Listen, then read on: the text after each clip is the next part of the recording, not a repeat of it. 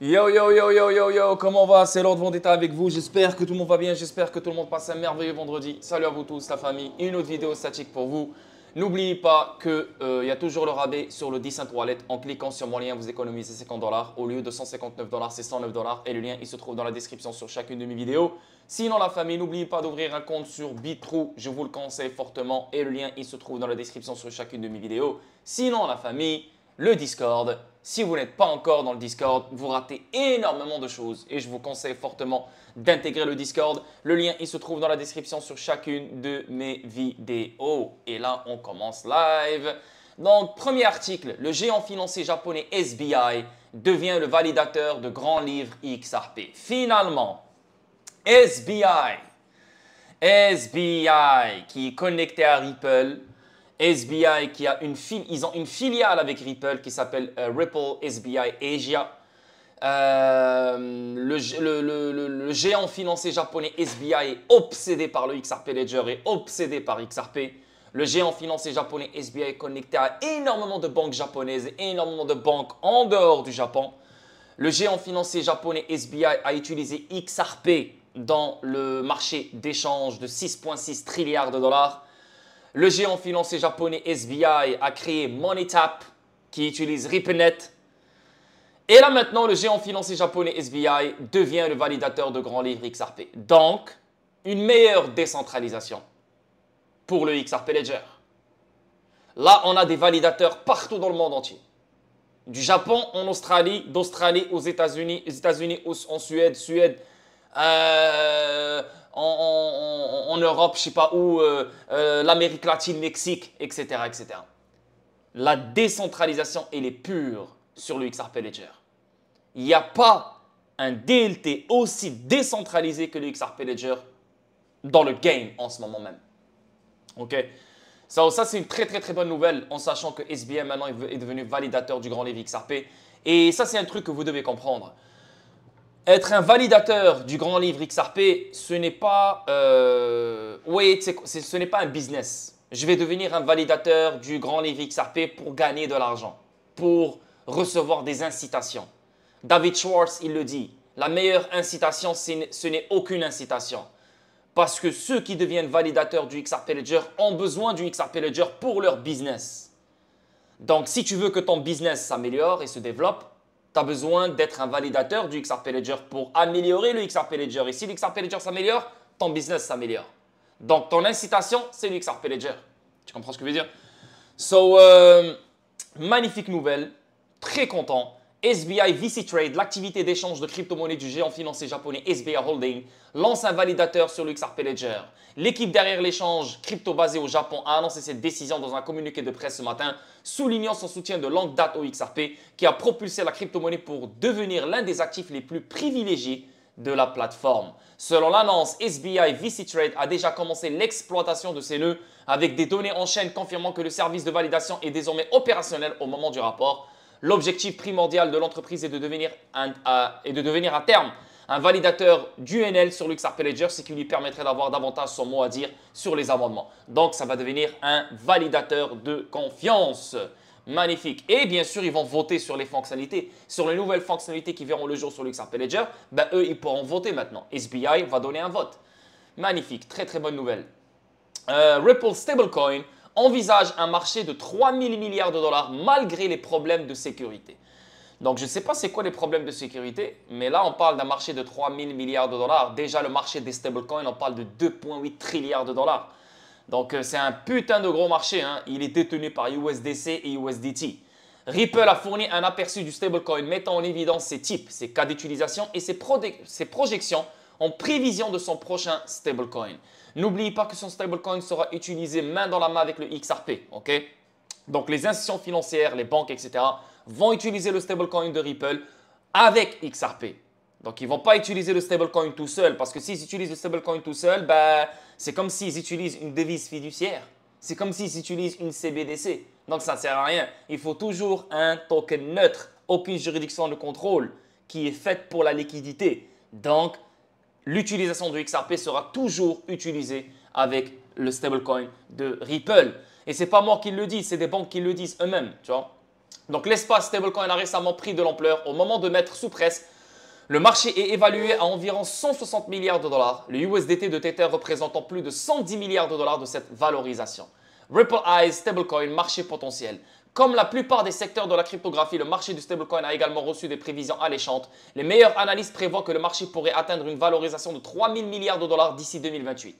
Ok, désolé, moi je pensais que le marché des stablecoins valait déjà 2,8 trilliards de dollars. Non, non, non, ok, je me suis trompé. Vraiment désolé. Donc là, on parle de 3 000 milliards d'ici 2028. Donc le marché des stablecoins au complet dans Ripple, USDC, USDT, etc. va rester aura une valorisation de 3 000 milliards de dollars d'ici 2028. L'éminente société de courtage Bernstein a publié cette prévision l'année dernière. Et il est intéressant de noter que Ripple a fait référence aux prévisions de Bernstein concernant le marché des pièces stables. Dans son récent rapport sur les actifs numériques, Ripple a déclaré que la prévision de 3 000 milliards de dollars représente une augmentation de 22 fois par rapport à la valorisation du marché au moment de la publication du rapport.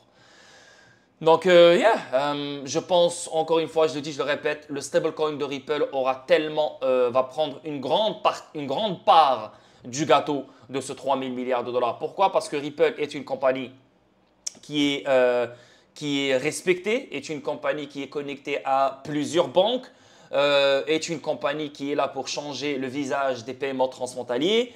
Ripple est une compagnie transparente, honnête, surtout avec l'affaire juridique, on voit clairement comme quoi Ripple est une compagnie très sérieuse. Donc la confiance sera mise sur le stablecoin de Ripple aveuglement et je pense que c'est pour ça qu'il prendra une putain de grande partie de ce 3 trilliards de dollars d'ici 2028. Parce que si tu regardes USDT, ils n'ont même pas de CEO. Ils avaient un CEO avant mais il n'est plus là, il n'est jamais là. Ils n'ont pas de bureau, tu vois. Mais ils sont protégés USDT. Ils sont protégés parce que c'est depuis qu'ils ont eu l'affaire juridique à New York, ils ont eu une amende de 1,8 million de dollars. Ben, on était étonnés sur l'amende 1,8 million de dollars en sachant que Tether a fait beaucoup plus de choses dégueulasses. Donc tu te dis pourquoi juste 1,8 million de dollars, c'est pas normal. Ben, en fait, ils ont pris un deal. Ils ont fait un deal. Ils ont fait un move avec Wall Street, avec le gouvernement américain, etc.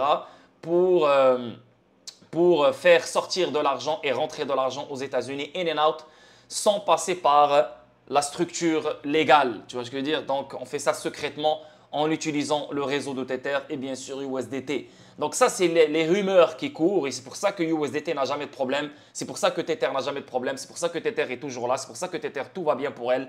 La vie est belle. Tu vois ce que je veux dire? Donc, ils sont extrêmement protégés. Ok? Ça, c'est numéro 1. Numéro 2, concernant Ripple, oui, ils sont protégés aussi dans le sens que ils sont protégés par leur transparence, par leur honnêteté, par les employés qu'ils ont, par leur bureau, par l'éducation qu'ils font dans le système financier mondial concernant le secteur bancaire et les paiements transfrontaliers. Mais encore une fois, je le dis, je le répète, le stablecoin de Ripple prendra une putain de grande partie du marché des stablecoins dans le monde entier. Yes.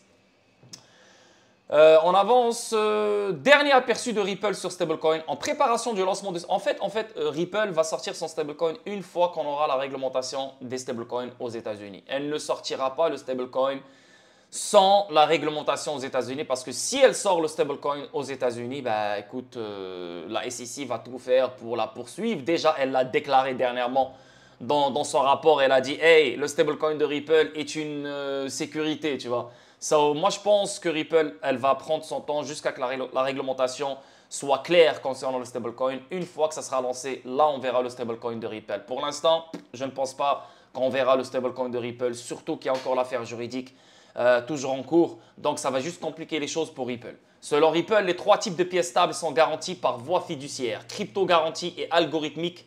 Notamment, le prochain stablecoin Ripple est garanti par une garantie fiduciaire et soutenu par l'USD dans un ratio de 1:1. Les pièces stables garanties par fiat sont principalement utilisées pour les transactions et les paiements quotidiens, les règlements et les envois de fonds transfrontaliers, les échanges de paires sur les bourses et l'intégration dans les applications de finances décentralisées DeFi. Spéculation concernant le stablecoin de Ripple. Les spéculations entourent le lancement prochain du stablecoin de Ripple. Plusieurs passionnés de cryptographie pensent que Ripple a l'intention d'utiliser son prochain stablecoin pour servir les clients ODL aux États-Unis. Je le dis, je le répète, les clients ODL aux États-Unis, ils le disent eux-mêmes. On va utiliser le stablecoin avec XRP en même temps. OK? Et David Schwartz, il le dit lui-même, 20 millions de fois, il l'a dit lui-même. Le but, ce n'est pas changer XRP par un stablecoin. Le but, c'est toujours d'utiliser XRP no matter what. OK? Donc, le focus, les projecteurs, l'intérêt, tout ce que tu veux, la concentration doit être sur XRP et non sur le stablecoin. OK? C'est juste que les gens ont commencé à parler de stablecoin parce qu'ils savent que l'affaire juridique est toujours en cours aux États-Unis. Donc, ils se disent que les Américains ne peuvent pas rester les bras croisés à attendre que l'affaire juridique finisse pour utiliser ODL. Les Américains peuvent utiliser ODL en ce moment même s'ils veulent. En achetant des XRP directement de chez Uphold, en achetant des XRP directement d'une filiale de Ripple à Singapour, en achetant des XRP dans des ventes programmatiques, tu vois ce que je veux dire, en achetant XRP de n'importe quel échange qui se trouve partout dans le monde entier, dans le marché secondaire. Et ils peuvent faire le ODL, ils n'ont pas besoin vraiment du stablecoin. Stablecoin est une valeur qu'ils vont transacter comme n'importe quelle valeur, comme n'importe quel actif tokenisé, comme n'importe quel CBDC. OK? Donc, on avance, on avance, on avance. Ici, on parle, la plus grande fintech britannique lance une plateforme de trading prenant en charge XRP. Donc, Revolut, vous la connaissez, la plus grande société de technologie financière du Royaume-Uni a lancé une nouvelle plateforme de trading de crypto qui permet aux professionnels d'échanger du XRP parmi d'autres actifs numériques. Et là, on parle de Revolut X. Donc, elle a sorti son propre échange, plateforme de trading. Et bien sûr, maintenant, XRP se trouve dans cette plateforme de trading. Donc, plus de liquidité, plus de traders. Nice, good, nice, trop cool. Ici, on avance. Ici, ça vient d'un PDF KPMG, les gars. PDF KPMG, n'oubliez pas, même si c'est vieux un peu, n'oubliez pas, on parle de 2019. KPMG. KPMG, c'est beaucoup plus gros. Ça fait partie des Big Four. KPMG, Deloitte, PwC et l'autre, j'ai oublié là.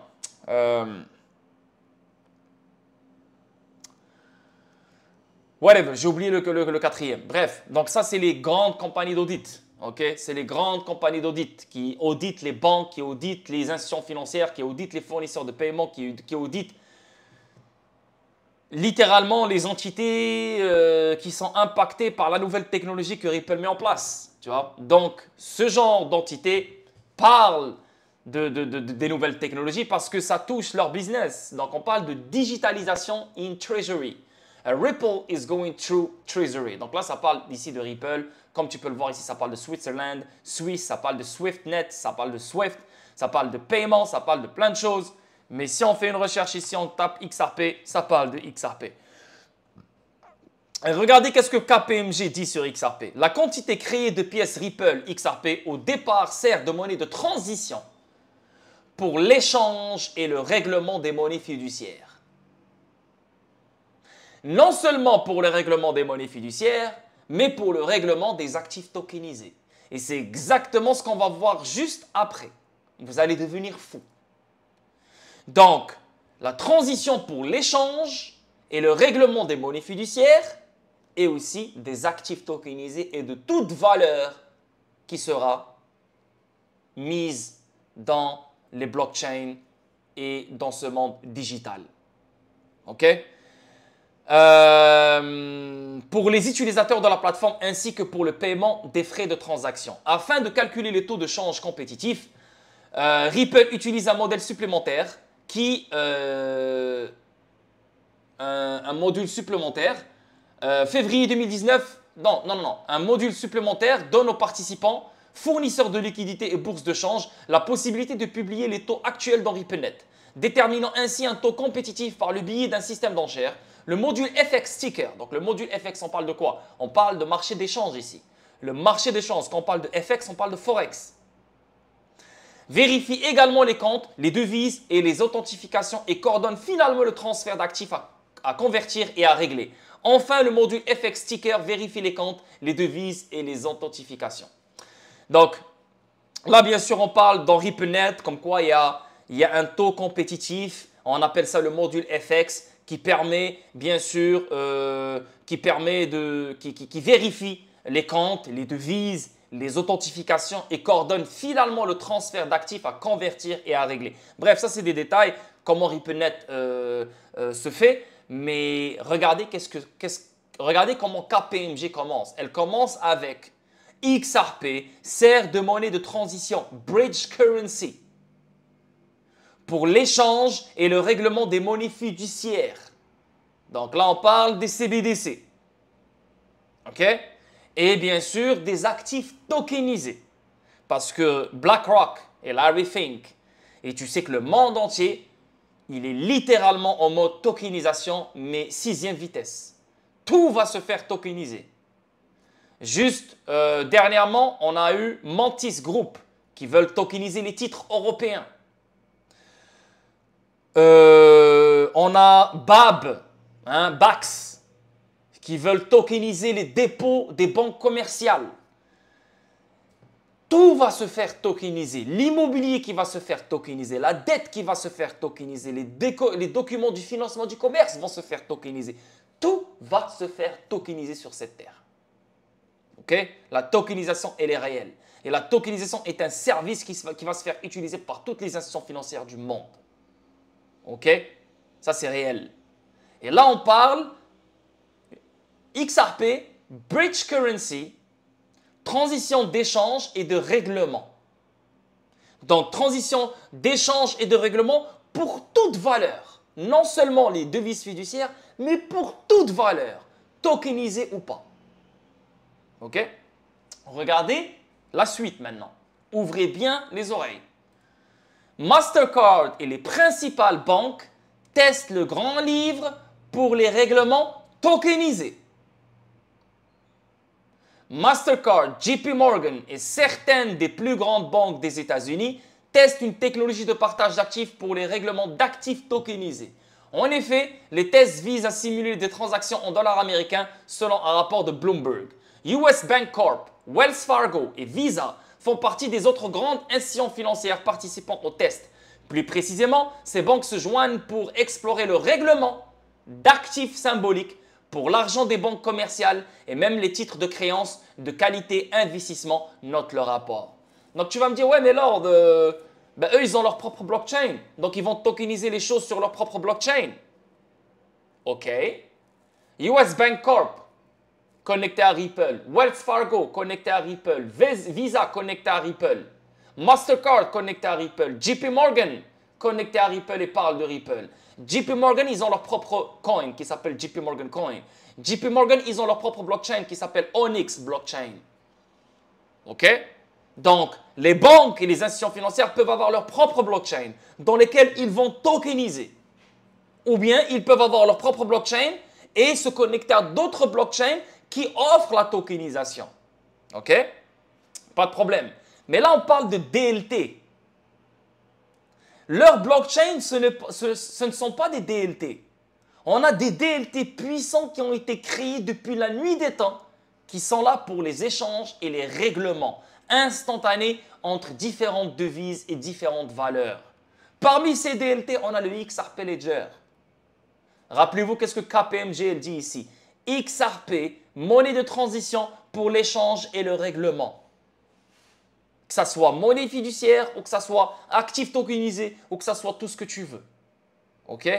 Donc, le XRP Ledger se connecte à d'autres plateformes, à d'autres blockchains grâce à des chaînes latérales fédérées. De cette façon-là, si on tokenise sur ce réseau, alors on peut régler cette valeur tokenisée sur un autre réseau en utilisant XRP. L'interopérabilité entre les ledgers, l'interopérabilité entre les blockchains, l'interopérabilité entre les plateformes. Une toile d'araignée.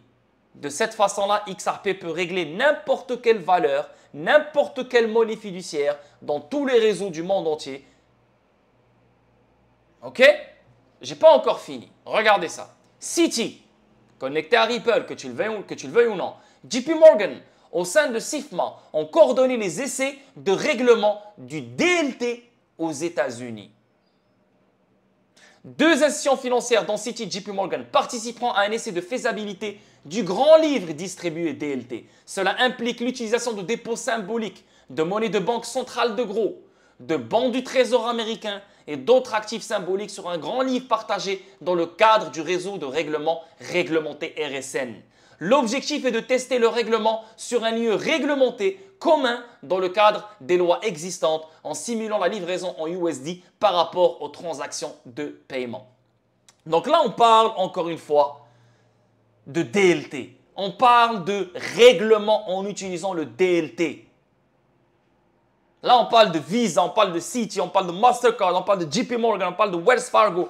On parle de toutes les banques du monde entier qui vont tokeniser les dépôts, qui vont tokeniser d'autres choses, d'autres produits, des titres européens, la dette, les obligations, les actions boursières. On parle de quadrillions de dollars. Quadrillions de dollars. OK? Et en Europe, ça va commencer le 13 mai. 13 mai, on va commencer à tokeniser les titres européens. Donc, d'ici 1 an, 2 ans, on parle de 30 000 milliards de dollars de tokenisation qui verra le jour sur le XRP Ledger. 50 000 milliards de dollars de valeur qui verra le jour sur le XRP Ledger d'ici 2-3 ans, quelque chose comme ça. Là. Et toute cette valeur qui va circuler sur l'XRP Ledger, elle doit être bridgée, elle doit être réglée dans différents réseaux. OK? Et tous ces actifs tokenisés auront besoin de liquidité, les AMM. Donc, imagine un truc. La blockchain de JP Morgan, connectée au XRP Ledger. Donc, n'importe quel actif tokenisé qui va se faire tokeniser sur la blockchain de JP Morgan ou sur une autre blockchain auquel JP Morgan est connecté. Donc, là, c'est la blockchain de JP Morgan. Ici, c'est la blockchain qui permet la tokenisation. Donc, JP Morgan va tokeniser ses actifs dans cette blockchain. Vu qu'elle peut tokeniser ses actifs dans cette blockchain, alors il y a une interopérabilité entre JP Morgan, la blockchain de JP Morgan, et la blockchain dans laquelle elle tokenise. Donc, les actifs vont dans la blockchain de JP Morgan et la blockchain où ils se sont fait tokeniser. Mais JP Morgan peut être connecté aussi à une autre blockchain pour chercher de la liquidité à ses actifs tokenisés. Comme le XRP Ledger, les AMM. Tu comprends ce que je veux dire? So, une toile d'araignée. Une toile d'araignée. Et le XRP Ledger sera l'épine dorsale où il y aura tout le trafic du monde. Toute la valeur du monde entier va passer par le XRP Ledger pour être distribuée partout, pour chercher de la liquidité, etc., etc., etc. Je n'ai pas encore fini. Et là, pour mettre le point sur le i, regardez-moi la folie. Finternet. Finternet, la vision du BRI qui sous-tend la poussée de tokenisation du Unified Ledger. Là, tu vas me dire, oui, mais Lord, ça parle du Unified Ledger. Donc, ce n'est pas le XRP Ledger. Là, on parle de Ledger unifié. Une interopérabilité entre les ledgers.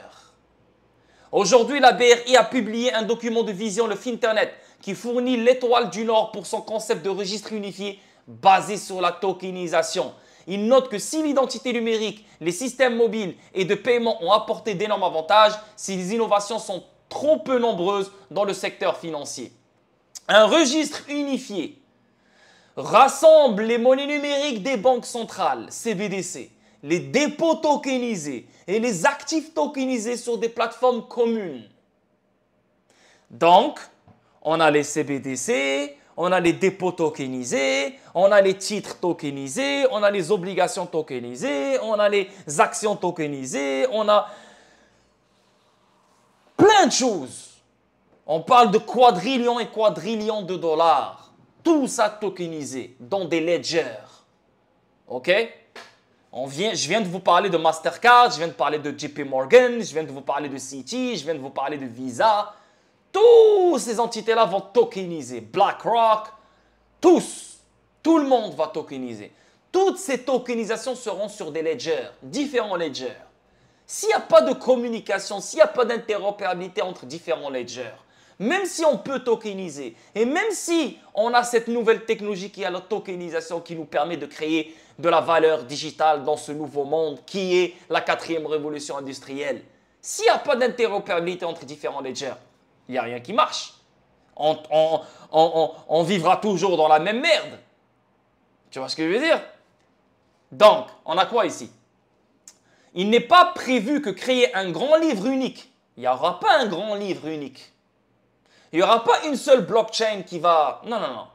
Différents ledgers qui vont accueillir différentes valeurs. Cette valeur, elle doit être réglée et échangée sur différents ledgers et sur différents réseaux dans différents continents. OK?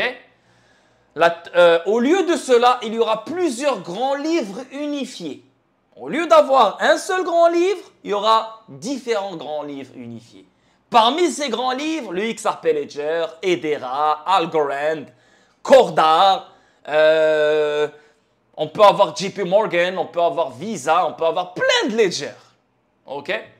Mais chaque ledger est utilisé pour quelque chose. C'est juste que le ledger, le DLT de XRP Ledger, tu ne vas pas le comparer à celui de JP Morgan. Le DLT de XRP Ledger, tu ne vas pas le comparer à celui de Visa. Les DLT comme le XRP Ledger, comme Hedera, ramènent des outils et ramènent des technologies que les autres n'ont pas. Tu vois ce que je veux dire? Donc, ceux-là seront toujours les couches 1 qui vont alimenter ces blockchains, qui est JP Morgan, Citi, etc., etc. Donc, la tokenisation réduit le besoin de messagerie, réduisant ainsi les retards, les coûts et les rapprochements des transactions en utilisant des contrats intelligents. La programmabilité peut permettre l'automatisation, transformant le rôle des intermédiaires en gouvernance. Donc, on parle de quoi ici? On revient depuis le début. On dit que XRP, d'après KPMG, XRP est une monnaie de transition d'échange et de règlement. On parle de quoi? On parle de Mastercard. Les principales banques testent le grand livre pour les règlements tokenisés. Ici, on parle de Citi, JP Morgan qui essaye le règlement du DLT. Ici, on parle de Fin Internet et on parle de ledger unifié au lieu d'avoir un seul ledger. Donc, une interopérabilité entre différents ledgers. Et on parle de tokenisation. Donc, on peut tokeniser n'importe quoi dans le monde réel et le ramener dans le monde digital. Donc, il y aura des trilliards, des trilliards et des trilliards, des quadrillions de dollars de valeur dans ces ledgers unifiés. Mais qui va les unifier? C'est quoi le truc? C'est quoi la technologie qui va les unifier?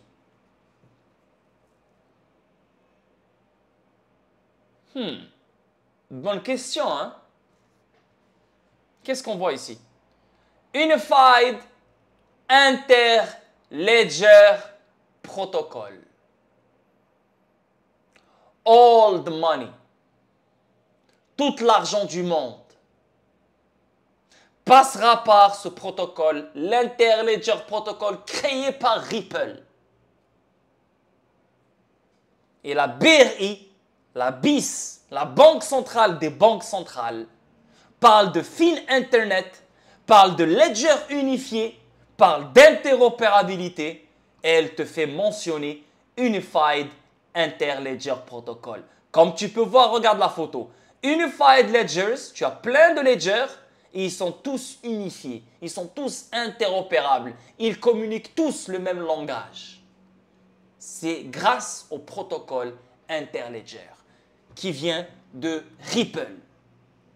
Tout ce que Ripple met en place, c'est pour XRP. RippleNet, c'est pour XRP. ILP, Interledger Protocol, c'est pour XRP. Tout ce que Ripple met en place, c'est pour XRP. L'Interledger Protocol, ça veut dire quoi? Ça veut dire l'interopérabilité et la connexion entre différents ledgers, différents systèmes de paiement, différentes blockchains. Alors, on peut échanger et régler entre différents ledgers et différentes plateformes et différents réseaux et différents systèmes de paiement. L'Interledger Protocol n'est pas limité qu'à XRP. On peut échanger et régler n'importe quelle valeur à travers ce protocole qui est l'Interledger Protocol. Mais il a été créé spécialement pour XRP. En fait, l'Interledger Protocol, c'est comme des autoroutes pour XRP partout dans le monde. L'Interledger Protocol est utilisé par R3, il est utilisé par Corda, il est utilisé par Telcoin, il est utilisé par Bax, il est utilisé par toutes les institutions financières et toutes les compagnies du monde qui utilisent Internet. Le World Wide Web Consortium. Le World Wide Web Consortium, W3C, c'est littéralement ça. Toutes les compagnies qui se trouvent dans le W3C utilisent l'Interledger Protocol. Et ça, c'est des choses que je vous dis depuis 2021. Et là, ça devient une vérité. On va mettre les points sur les i. Protocole Interledger. Interledger est utilisé par Ripple Labs pour connecter les systèmes bancaires au-delà des frontières où le jeton XRP fonctionne comme une couche de règlement standardisé. Donc, si on revient sur le schéma de BIS, Finternet, et on parle de tokenisation, de plein de choses, obligations, dépôts, titres, actions, tout ce que tu veux. Toute cette valeur tokenisée doit être réglée et échangée entre différents ledgers.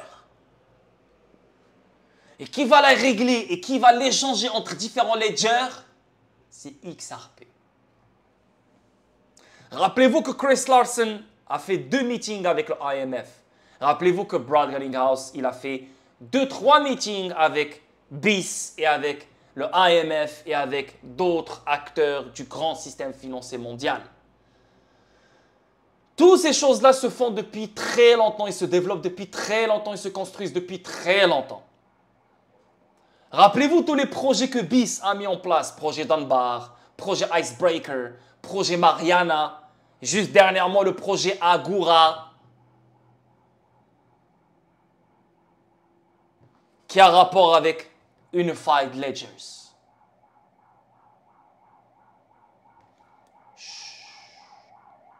Tous ceux qui continuent à ne pas croire en XRP, t'es une merde. On t'a donné l'opportunité et la chance et on t'a donné un putain laps de temps pour comprendre, mais tu veux pas comprendre. T'es une merde. Regarde ce que tu rates. Regarde. Pourquoi tu rates? Parce que tu as une cervelle de singe. Tu as une cervelle de chimpanzé, frère. Normal que tu ne comprends pas ça. Et pour finir le stream, grosse nouvelle, on parle de... Nous sommes ravis d'annoncer que Ripple et XRP Ledger Labs ont rejoint Hedera et Algo Foundation en tant que membres fondateurs de l'Alliance pour la relance décentralisée, avec des sièges de 2 ans au comité de surveillance technique pour apporter leur contribution à la gouvernance et aux politiques fondamentales de l'Alliance DEREC. De plus, on a Akoerko, Banco Social, on a DAG aussi, on a The Hashgraph, on a Casper, on a HBR. Tu vois, tous ceux-là, ils sont dans le même groupe, dans la même alliance. On rejoint en tant que membre de l'Alliance, renforçant nos efforts pour simplifier la récupération et l'adoption du crypto et d'autres actifs. Ces ajouts à l'Alliance représentent une étape importante dans la conduite de notre effort collaboratif et multi-chain pour développer une méthodologie open source, standard de l'industrie pour une reprise digital asset sécurisée, interopérable et décentralisée, accélérant l'adoption mondiale de Web3. Bonne nouvelle ça, bonne nouvelle. Ripple, XRP Ledger Labs, Hedera, Algo, DAG, Hashgraph, Casper. Incroyable, incroyable, incroyable. Une alliance pour contribuer à la gouvernance et aux politiques fondamentales. Les gars, posez-vous la question et moi je vois certains youtubeurs francophones là, ils me font rire. Tellement qu'ils font semblant qu'ils comprennent XRP. Et quand tu regardes le contenu qu'ils font dans leurs vidéos, tu te dis mais putain de merde, ça se voit que tu ne comprends pas XRP. Pourquoi? Parce qu'il y a des choses que tu dois aller chercher et des choses que tu dois montrer à ta communauté mais tu ne le fais pas. Tu restes sur la surface. Pourquoi? Parce que tu as peur et tu as un manque, et tu as des grosses lacunes dans la compréhension de XRP. Et je sais, vous savez de quoi je parle. Les youtubeurs que vous aimez là, qui font comme moi là, qui parlent de XRP. Pourquoi ils ne parlent pas de Finternet? Pourquoi ils ne parlent pas de tout ça? Maintenant, s'ils te parlent de ça, qu'est-ce qu'ils vont faire? Ils vont aller, ils vont regarder ma vidéo et là, dans les prochains jours, ils vont te sortir une vidéo qui a rapport avec Finternet. Les gars, je sais que ces youtubeurs-là, vous leur donnez plein de views, vous leur donnez plein de likes et vous vous prosternez devant eux parce qu'ils parlent bien, ils ont l'air gentils, ils ont l'air bien. Dites-leur de mettre leurs photos. Ils ne sont même pas capables de montrer leur visage. Et vous leur faites confiance. Hein? Comparez mon contenu avec leur contenu. Hein? Compare mon contenu avec leur contenu. Montre-moi un YouTuber francophone qui t'a sorti cette connexion maintenant, en ce moment même. Montre-le-moi. Personne. Et depuis 2021, je sors des connexions. Et tous les YouTubers copient mon contenu pour sortir leurs vidéos de merde. Mais c'est pas grave, c'est flatteur. Le boss reste le boss. Le king reste le king. Et non, no matter what, ce qui se passe. I'm the king. That's it. Ce game a trouvé un king. Et c'est moi le king. Peace tout le monde. Et on se voit pour une autre vidéo statique.